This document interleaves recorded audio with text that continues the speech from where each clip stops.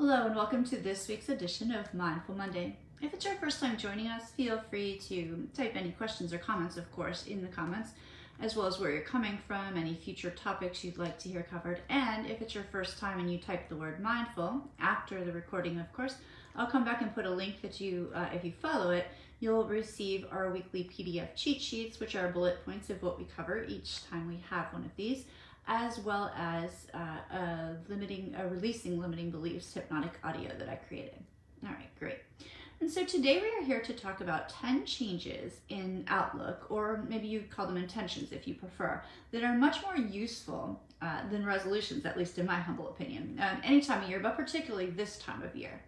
So I'm not sure if you realize this, but more than 80% of people who set New Year's resolutions have already given them up. In the middle of January, it's done.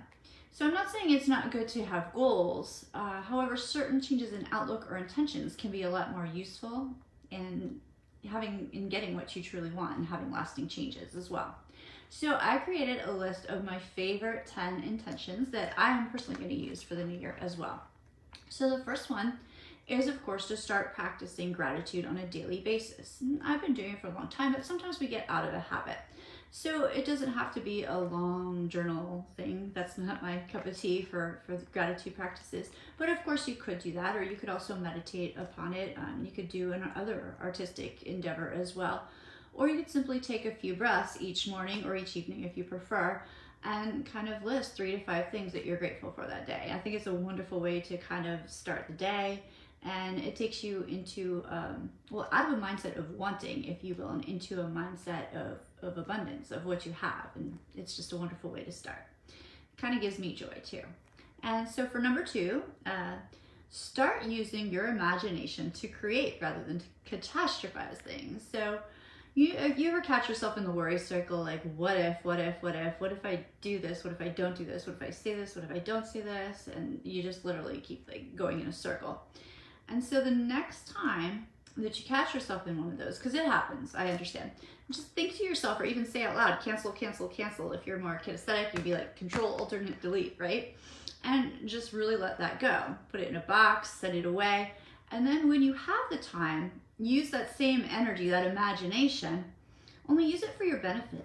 Use it to take you closer to your dreams by creating maybe a vision board. You can do that journaling. You can do something else that's inspiring. You can also go to sleep at night doing something like this, or simply kind of like mentally, saying the things that you do want and stuff like that, because the subconscious mind never actually sleeps.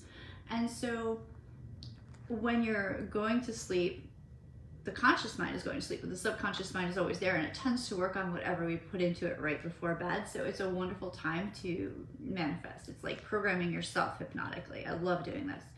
Another thing is start being in the present and be present, meaning be present for others. So when you're berating yourself or ruminating about things that happened yesterday, you're in the past.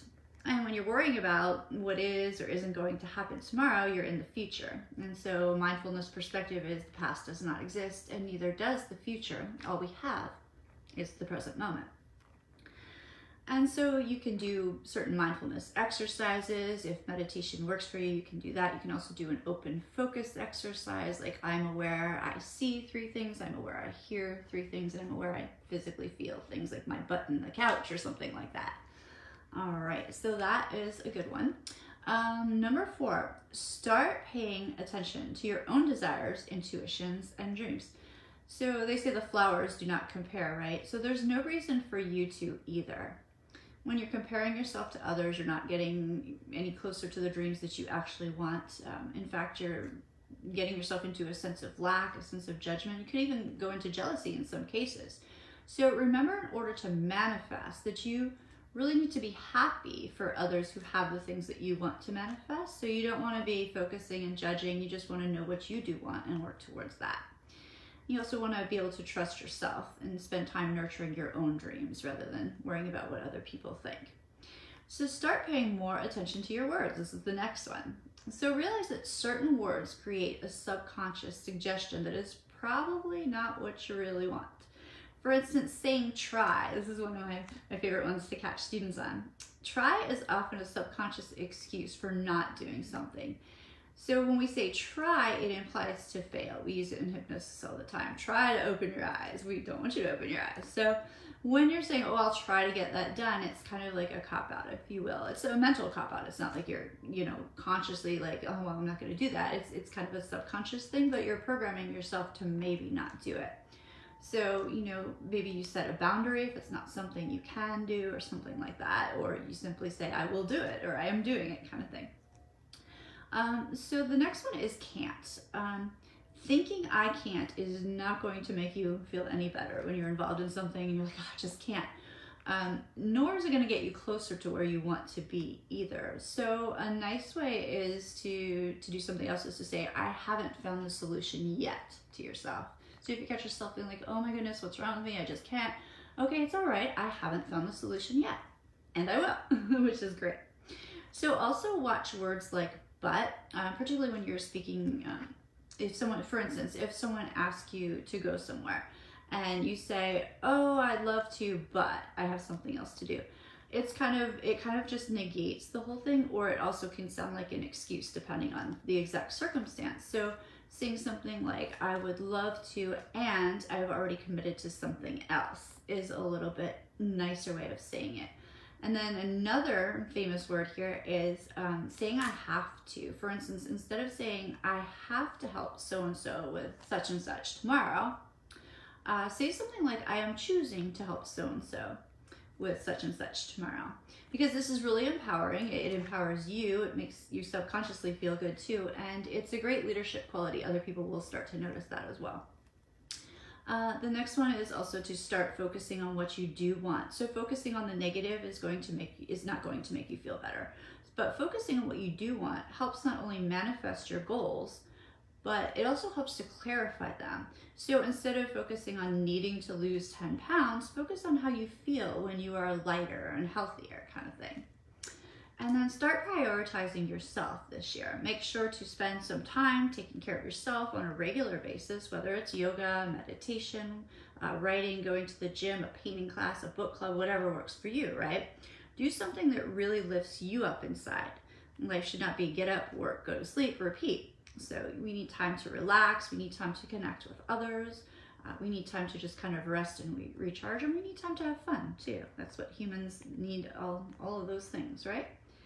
So also to that note, if there are any people or things that constantly drag you down, consider letting them go, distancing yourself, or setting new boundaries around the person or thing as well. And then number 8 is start feeling your feelings. So be vulnerable. Too often when we begin to feel something that we don't want to or we're not comfortable with, we tend to stuff it back down.